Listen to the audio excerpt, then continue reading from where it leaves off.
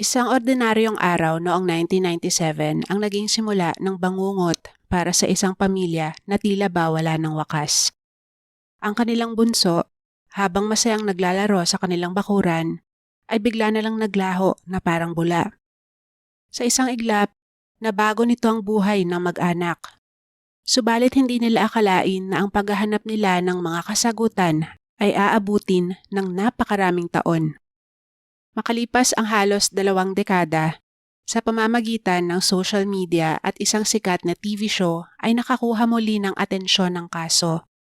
At noon nga, tila dininig ng Diyos ang panalangin ng pamilya dahil may isang binatang lumantad at nagsabing may posibilidad na siya ang nawawalang bata. Ito na nga ba ang reunion ng pamilya na ipinagdarasal ng lahat? O isa na namang masakit na kabiguan? Lalo na para sa inang noong mga panahong yon ay nasa bingit na ng kamatayan. Balikan natin ang kaso ni Earl Doliente.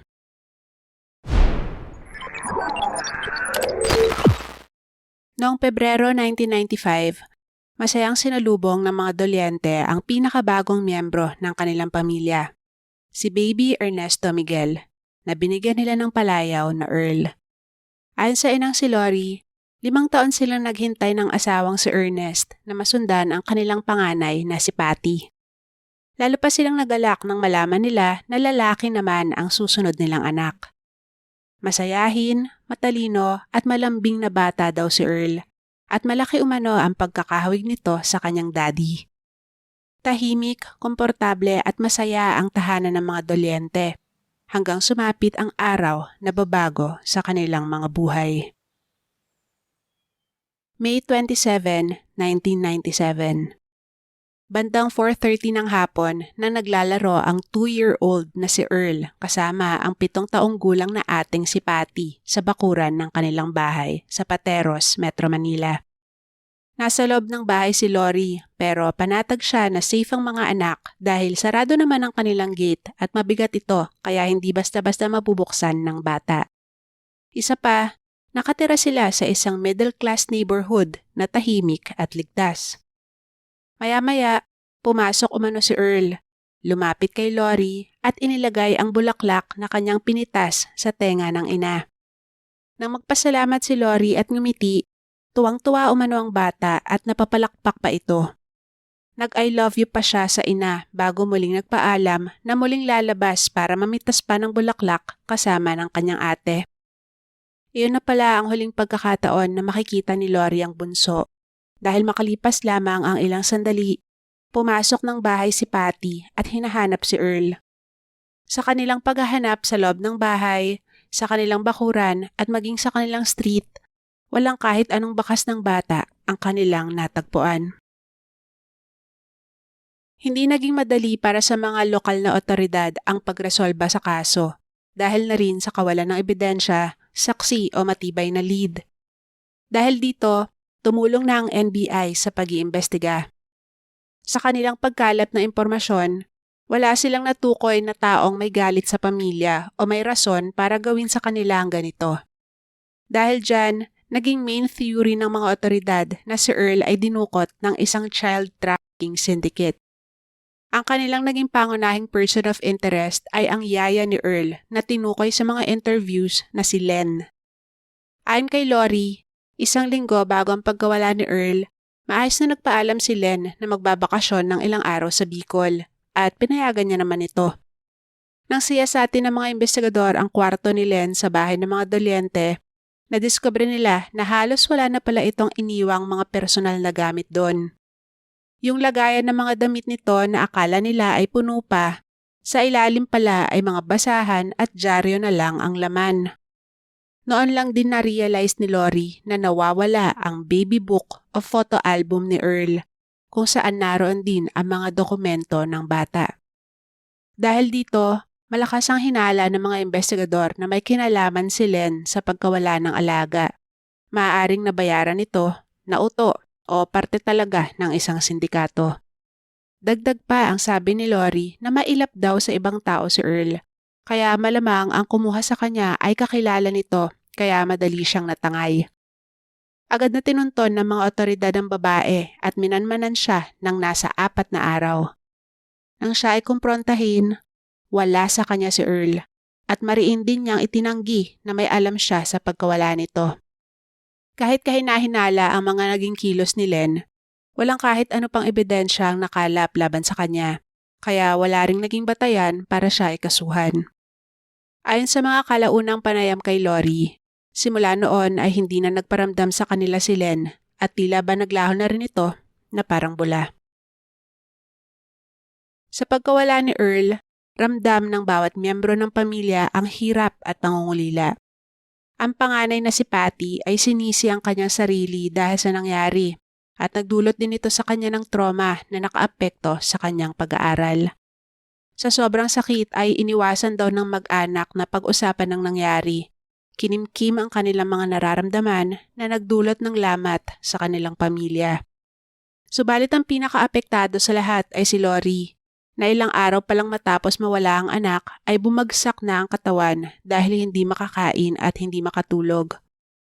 Ang mas malala pa, habang sila ay desperadong makita si Earl ay mayroon pang tila ginawang katatawanan ang kanilang trahedya.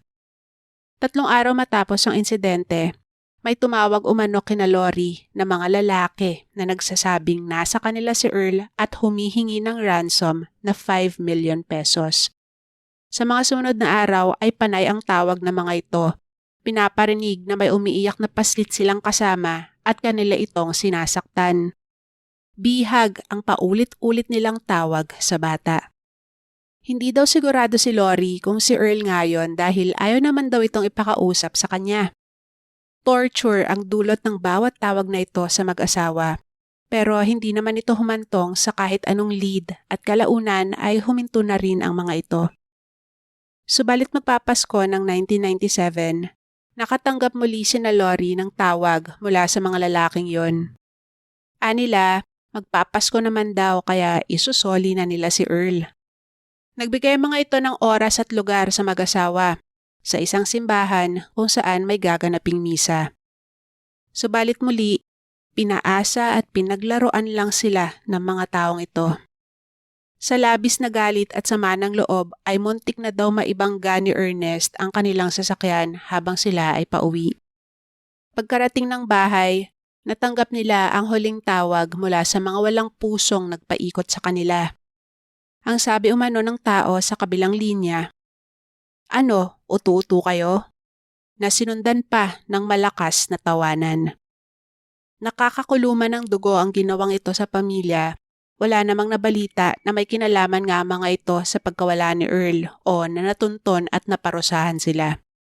Gayunpaman, sana lang ay inabot na sila ng karma. Noong Paskong yon, ang unang Pasko na hindi nila kapiling si Earl, na-realize ng mag-asawang Lori at Ernest na kailangan nila magpakatatag at magtulungan, lalo na at may isa pa silang anak na nahihirapan din at umaasa sa kanila. Mahirap man ay unti-unting bumangon ng pamilya, kasabay ng patuloy na paghahanap kay Earl. Kinalaunan, binayayaan ng isa pang anak ang mag-asawa na pinangalanan nilang Carlos. Lumipas sa mga taon at nagpatuloy ang kanilang mga buhay. Samantala, walang bagong impormasyon ang nakalap kaugnay ng nangyari kay Earl. At matapos ang ilang taon, tuluyan na itong tinuring na isang cold case. Tahimik na namuhay ang pamilya Doliente, hawak ang pag-asang makakapiling nila muli si Earl. Subalit noong 2015, isa na namang dagok ang kanilang kinaharap. Na-diagnose si Lori na mayroong stage 4 lung cancer at nabilis ang naging pagbagsak ng kanyang katawan. Habang unti-unting nauubos ang kanyang oras, ginawa niya ang kanyang huling desperadong paraan para mahanap ang anak. Noong May 27, 2016, sa ika-19 na taon ng pagkawala ni Earl, nag-post si Lori ng larawan ng anak sa Facebook. Kalakip noon ng kwento ng pagkawala ni Earl at kahit hindi direktang humingi ng tulong ang ina sa publiko ay nagsilbi na rin iyon bilang isang panawagan. Ang huling bahagi ng post ay isang madamdaming mensahe para sa kanyang nawalay na anak. Aniya, "Anak, wherever you are now, I want you to know that we moved heaven and earth to find you, but everything proved futile. We were like searching for a needle in a haystack. You should have celebrated your 21st birthday last Feb 16 with us, your family who's been so longing for your return. Come home to us, anak. We love you very, very much. Lord, like I always pray, I beg you that before I see you, allow me to please see my son first. Agad na tumagos sa puso ng milyon-milyong tao ang kanyang post. Mabilis itong nag-viral sa buong bansa at dahil dito, kinuha ng mainstream media ang kanyang kwento. Kalaunan ay inilahad ang kanilang storya sa news magazine program na Kapuso Mo, Jessica Soho. Ang episode na ito ang magiging daan para makapasok ang isang tao sa buhay ni Lori. Ang akala nilang siya nang kukumpleto sa matagal na nilang nangungulilang pamilya. Matapos umere ang episode ng KMJS tungkol sa pagkawala ni Earl, nag-viral naman ang Facebook post ng isang Armstrong Miggy. Aniya, marami umano sa kanya mga kaibigan ang nag-message sa kanya at nagsabing pakiramdam nila ay siya ang nawawalang anak ng mga dolyente. Partikular na dahil sa pisikal na pagkakahawig nito sa bata, pati na rin kay Ernest at sa bunsong si Carlos. Ayon kay Miggy, 2012 daw nang malaman niyang ampon siya at ang sabi lang daw ng mga nagpalaki sa kanya ay napulot siya sa basurahan. 2015 daw nang nag-post siya sa FB tungkol nga sa kanyang pagiging ampon. Ayon sa kanya, kukontakin niya ang programa pati na rin sina Lori para malaman nila pare-pareho ang katotohanan at willing din daw siyang magpa-DNA test. Labis itong nagbigay ng pag-asa sa mga nakapanood ng kwento at nang nagpa-teaser ang KMJS na mayroong part 2, inabangan ito ng publiko. Ngunit lumipas sa mga linggo, walang part 2 na ipinalabas at walang kahit anong update ang naibalita. Noong November 2016, dahil na rin sa dami ng taong nagtatanong kung ano nga ba ang naging resulta ng DNA test ni Miggy, ikwinento ni Lori ang buong pangyayari sa isang mahabang Facebook post. Ililink ko sa description ng post na yan ni Lori. Pero to make the long story short, ng personal nang magkakilala sina Miggy at ang pamilya Doliente ay madaling nahulog ang loob ni Lori sa kanya.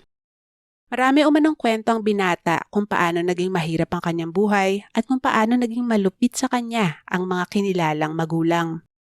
Siyempre, awang-awa sa kanya si Lori at may mga pagkakataon pang tinulungan niya rin ito sa mga problemang pinansyal. Sa kabila ng pagiging mabait ng pamilya sa kanya, sa mga linggo bago lumabas ang resulta ng DNA test ay ilang beses labis na pinasama ni Miggy ang loob ni Lori, na noon ay hinang-hinana dahil sa kanyang sakit. May mga lumalabas kasing bulong-bulungan tungkol kay Miggy sa tunay na pagkatao nito. Bukod dyan, may mga pagkakataon din na hindi pinapansin ng binata si Lori at syempre ikinasama ito ng kanyang loob. Nalaman nga rin pala nila na ang totoong pangalan ng lalaki ay Melvin Maniakop. Kinwestiyon nila siya tungkol dito pero nakumbinsi sila sa kanyang palusot. Nang lumabas na ang resulta ng DNA test ay negative ito. Natural, napakasakit nito para sa pamilya, lalo na kay Lori. Pero hanggang noon ay pinaramdam nila kay Miggy na kahit gano'n ang resulta ay parte na siya ng kanilang pamilya. Sa kabila ng pagmamalasakit nila ay binaliwala na sila ng binata. Kesyo hindi daw nito kaya dahil sobrang sakit ng nangyari. Kalaunan, sa tulong ng mga nagmamalasakit sa kanila ay nadiskubre ni na Lori na puro kasinungalingan ang sinabi sa kanila ni Miggy o Melvin. May birth certificate naman pala ito at 1990 ang nakalagay na birth year. Ibig sabihin ay 5 years older siya kay Earl. Mismo mga kamag-anak din ng lalaki ang nagpatunay na hindi ito ampon. Si Miggy o Melvin rin ang rason kung bakit hindi na umere ang part 2 episode ng KMJS. Mahabang kwento yan at nilahad din yan ni Lori sa kanyang post kung nais niyong basahin. In short, masasabing in-scam sila ni Melvin Maniakop, nilinlang sa pamamagitan ng mga kasinungalingan, pagpapaawa at pangmamanipula. Mahirap maipaliwanag kung anong naramdaman ng pamilya, pero ito ang naging mensahe ni Lori para sa nagpanggap na anak. Sa'yo, Melvin, napakagaling mo sa pang-aabuso at pagsasamantala sa kahinaan ko bilang isang ina na nangungulila sa anak na nawalay ng napakahabang panahon. Kahit wala akong sakit, napakasama ng ginawa mo sa akin. At mas lalong masama dahil hindi mo inisip na napakadelikado ng karamdaman ko. Mas nakakaawa ang mga magulang mo dahil ikinahihiya mo ang buhay na kaya nilang ibigay sa'yo. Nangangarap ka ng buhay na napakalayo sa katotohanan kaya puro kasinungalingan ang Facebook account mo. Kulang ang salitang buktot para ilarawan kung anong klaseng pagkatao meron ka. Hindi natutulog ang Diyos. Siya na ang bahala sa'yo.